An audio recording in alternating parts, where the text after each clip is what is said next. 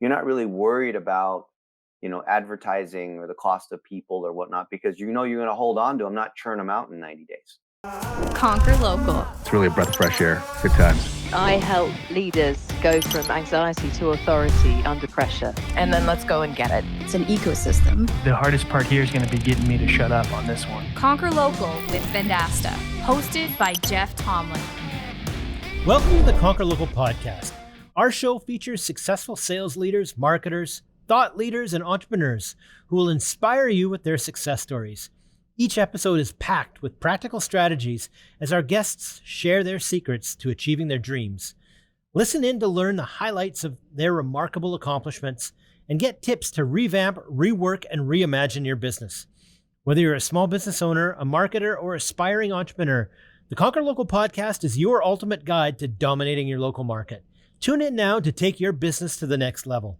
I'm Jeff Tomlin, and on this episode, we're pleased to welcome Dennis Yu. Dennis is a digital marketing expert with a background in search engine engineering and advertising. Now, as an early pioneer in search engine technology, Dennis has an extensive track record of success in the digital space. He's managed over $1 billion in ad spend for major clients like Nike and Red Bull, showcasing his expertise in driving impactful marketing campaigns. In his current role, Dennis is known for developing the 6-phase $1-a-day program, a streamlined approach for focusing on practical, real-world digital marketing strategies.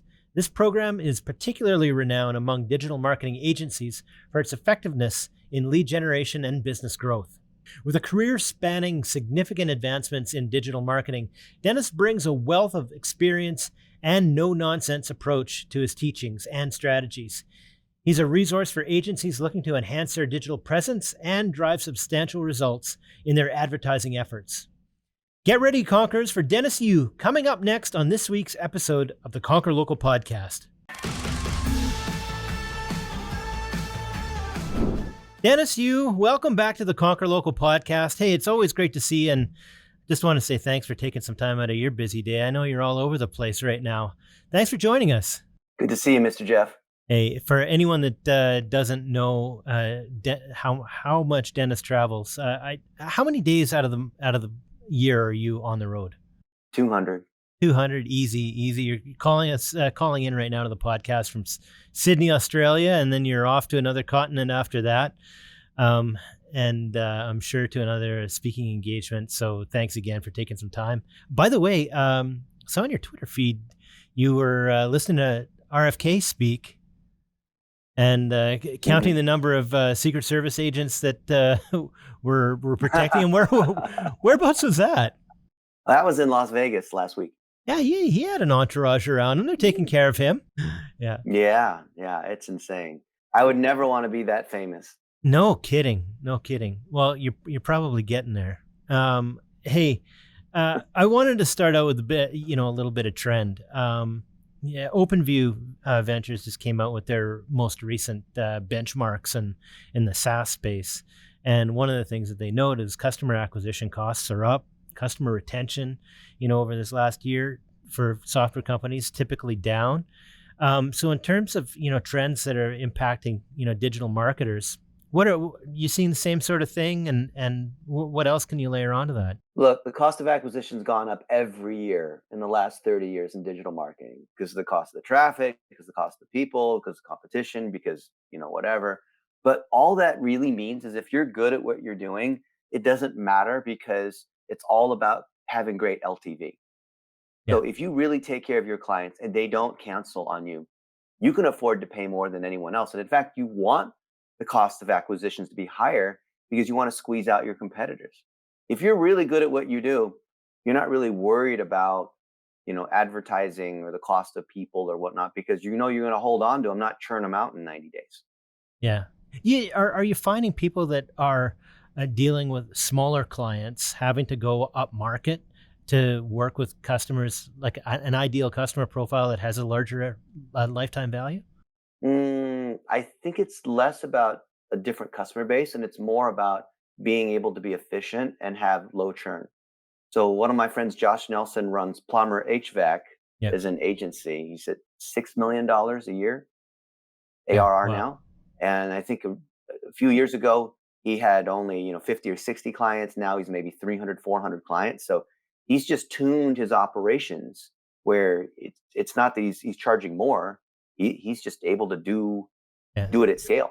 By the way, the last time you were on here, you talked about your Lighthouse strategy, and the story you Yeah. just said, that's a great example of someone that's found a niche and sounds like he's just crushing it. Yeah. The Lighthouse strategy, I think it's not a fad. I think it's the most powerful technique strategy that any agency can use.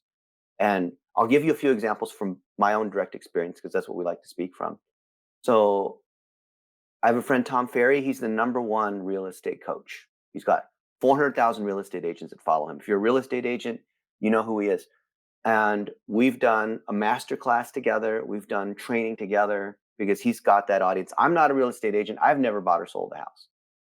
But because I've been on with Tom Ferry, content that we put out together resonates with that audience. It's like remarketing without me necessarily having to have someone else's list. It's as if I have their list.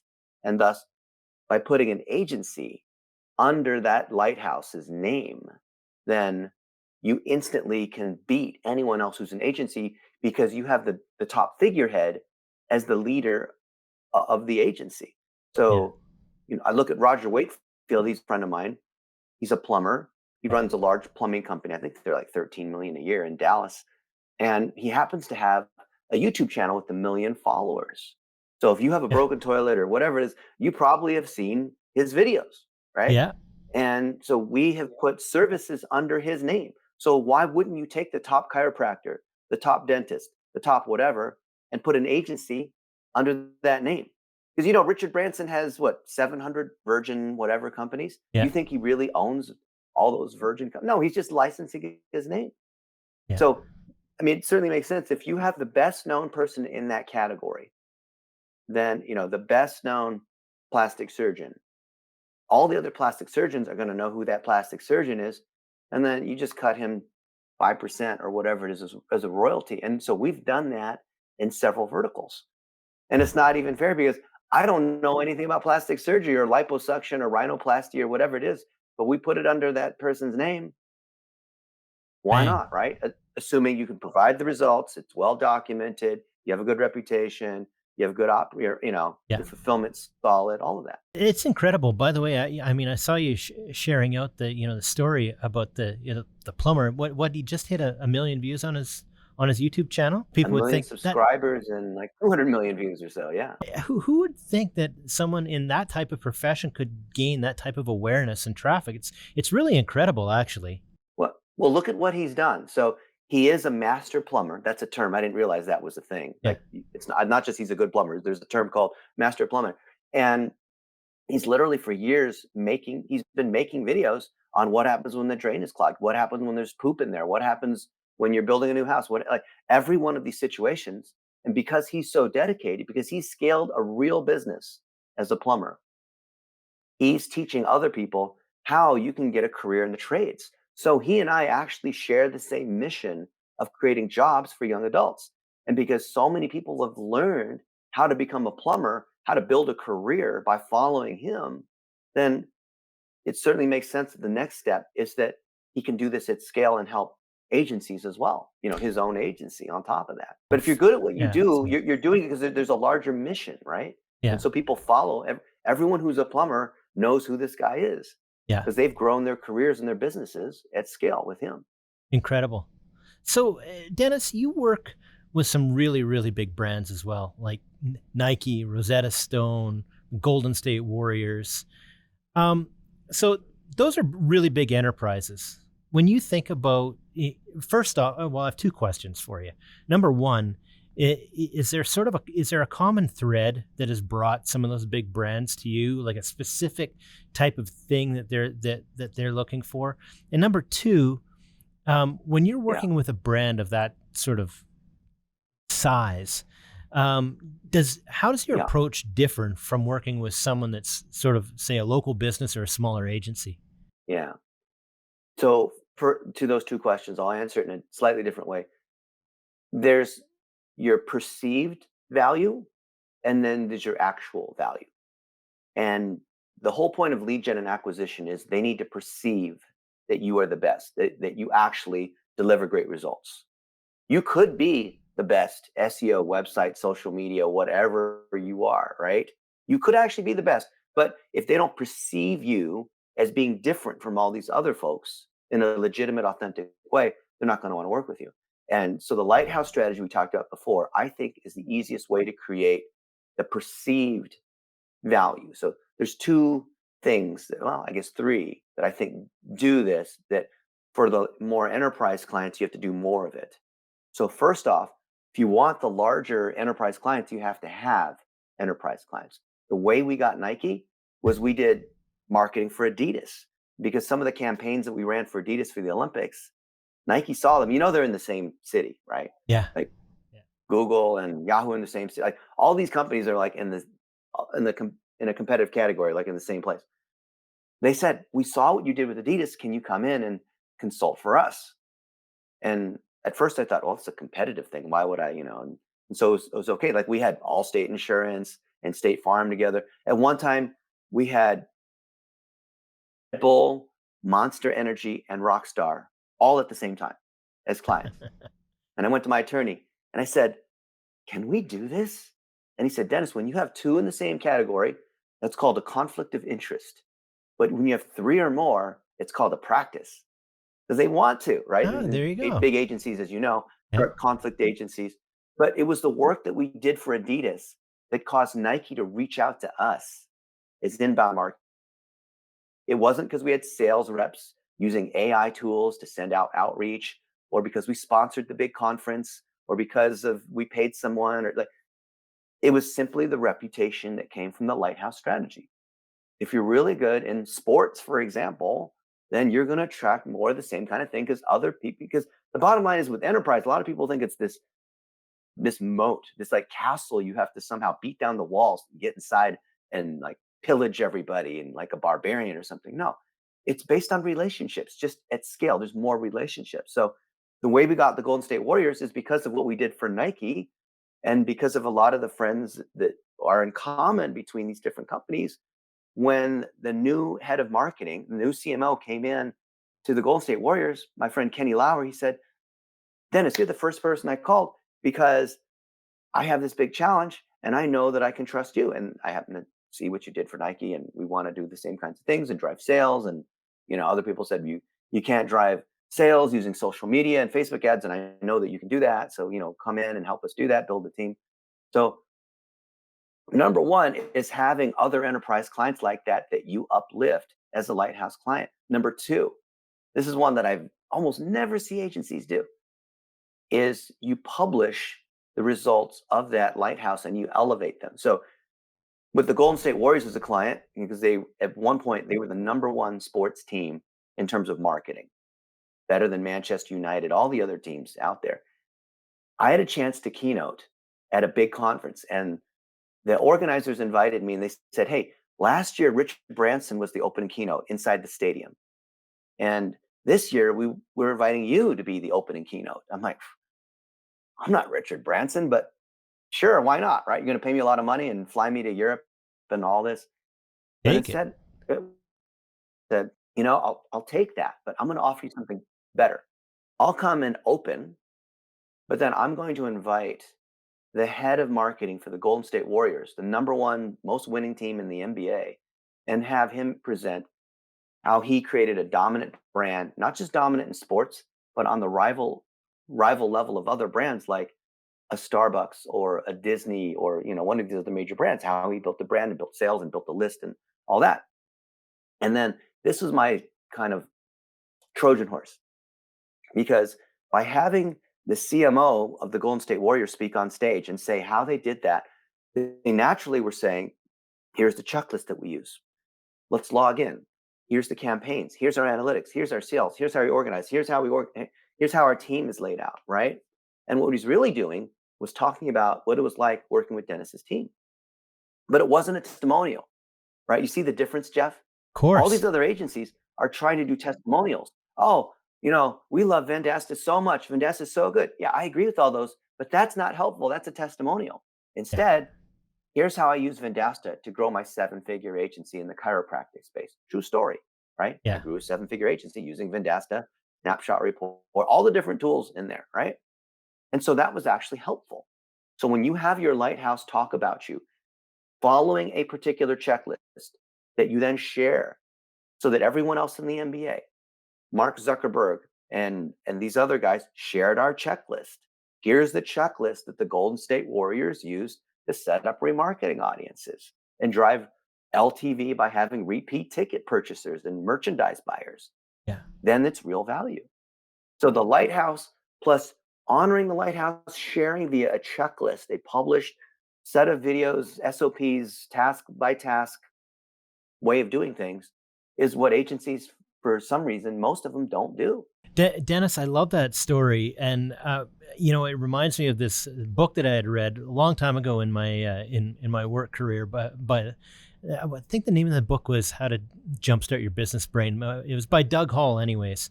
And one of the things he talked about was having a real reason to believe, and he talked about the idea that people don't believe testimonials. People can just make that shit up and put it out there. But Exactly. you put the CMO of the Golden State Warriors up on stage, and people believe that because he's up there in the flesh. That and so all of a sudden it's extremely believable and definitely a differentiator. That's for sure. Well, I'll give you an example. So last week I was in Dallas, and I was the closing keynote at another conference, and I invited my friend Thomas Ballantyne to co-keynote with me. And he runs the marketing for Bulwark Pest Control, which is one of the largest pest control companies in the United States. I think they're in 30 states, and they absolutely dominate with SEO.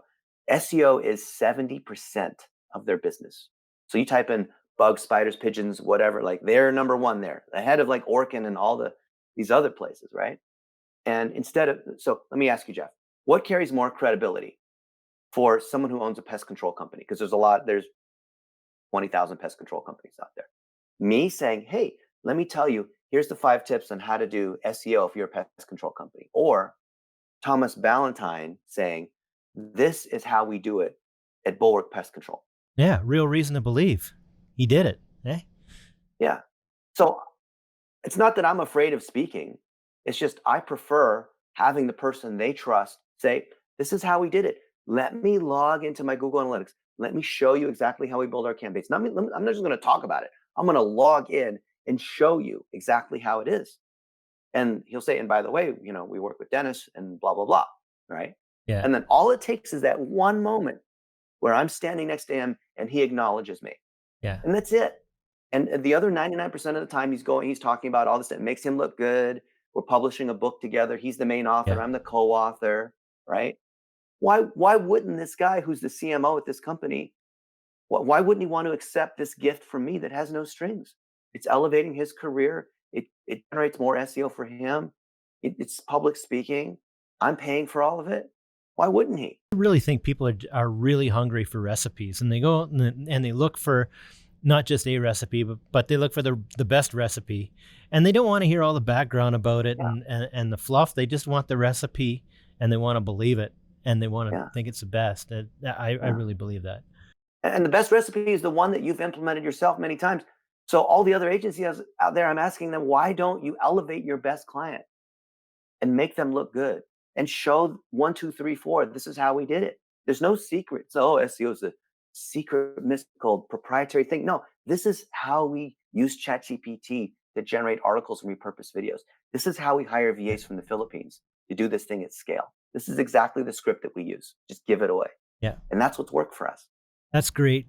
Dennis, I never have enough time when I sit down and chat with you. There was a couple other things I wanted to ask you about before we ran out of time. One was one thing that made you really well known was your dollar a day strategy. And I know, a lot of businesses use it now. Is it still the dollar a day strategy? Is it still applicable today? Has the scale of it just Some changed? people said inflation, it should be $2 a day, or it's still a dollar a day. I know, like all the dollar stores have turned into like $5 stores, but it is a dollar a day or it's whatever the minimum budget is that allows you to test. because dollar a day is a testing strategy because everything's moved towards video. We have to put lots of videos out there, but you could have a video that's 10 minutes long. You have a video that, but if people leave you in the first 2 seconds of the video, it doesn't matter what happens in the rest of the video, right? Yeah. So what we're 100%. really using with dollar a day is batch testing at low cost, lots of different creatives, and making sure that we can get people past the first 2 seconds. Then we optimize for conversion. So one of my friends, Lindy Olson, she runs World Gym Australia. She runs the digital marketing for they're a chain of hundreds of, you probably have heard of them, probably one in your city. All right, so one in Saskatoon, I don't know. But it's a major fitness, gym chain. And she's been running dollar a day. She told me this yesterday because she spoke at this conference that we're at. And she, in particular on TikTok, she found that some famous musicians were working out at the gym. And World Gym is where Arnold Schwarzenegger and these guys, this is like the original bodybuilder gym, right? And these musicians that were reasonably well known were doing workouts and whatnot. And she reached out to them saying, hey, I'd love to boost that post that you have. And TikTok has something called Spark Ads. So you can boost someone else's post. And she did reuse that content, drove tons and tons of gym signups, drove more followers, not just on TikTok, but all the other channels. But had she not used the dollar a day technique to boost other people's posts, because you can do that on Facebook and TikTok, not just the brand's post. Very cool. It behaves differently when you boost someone else's post. For the same reason, it behaves differently when Roger Wakefield talks about me versus me talking about me. Right. And when we found a winner, we put more money against it, and they run evergreen. And we've had ads that we've run from 10 years ago that still run today. They started at $1 a day, and some of them they went to $1 million a day. Like you probably saw the one with Rosetta Stone, where we did all this testing, found the winner, then put $1 million against it on Black Friday. $1 million a day against it on Black Friday. Amazing. But it's a testing strategy. So I love the strategy. I know a ton of people are now using your strategy. Probably not enough if everyone in the world isn't, because no matter how smart you think you are at coming up with different types of messaging, you're never going to get it right the first time, or probably not the second time. Don't put your eggs in just a very small basket. You need to test more. And you need to test at scale to find your winner. And I love the strategy. And so I'm glad we got a minute to touch on that. Another thing I wanted to ask you about, Dennis, you look out into the future here. A lot's changed in the digital marketing landscape. Well, a lot changes every year. But we like to talk about change and what's changed, especially here in the podcast. So you look out a year or two down the road. What do you think the big changes that we're going to be talking about? So there's a first and second order effect. The first order effect is everyone's using these AI tools to astroturf the world with tons and tons of videos and web pages and messages and whatever, right? I think everyone sees that coming as a first order effect. The second order effect is the folks who are going to win when every website has thousands of articles and whatever, and videos are easy to edit, is whoever has the best reputation is going to stand out above the noise. So ironically, in talking with the leaders in AI and what they think, they all have told me, and I agree, that whoever has the best reputation and is the most empathetic is ultimately going to stand out when it's super easy to mass create content using whatever the latest tool is. That makes a lot of sense. And you probably saw that coming when AI has been introduced into search, because it's instead of giving you a whole bunch of different results, you ask Google now on your voice search, and it gives you the answer, not just a answer. It gives you the answer, and I can totally see that. I think that you're right. You look out, the people with the strongest reputation are going to win because you have to be the answer.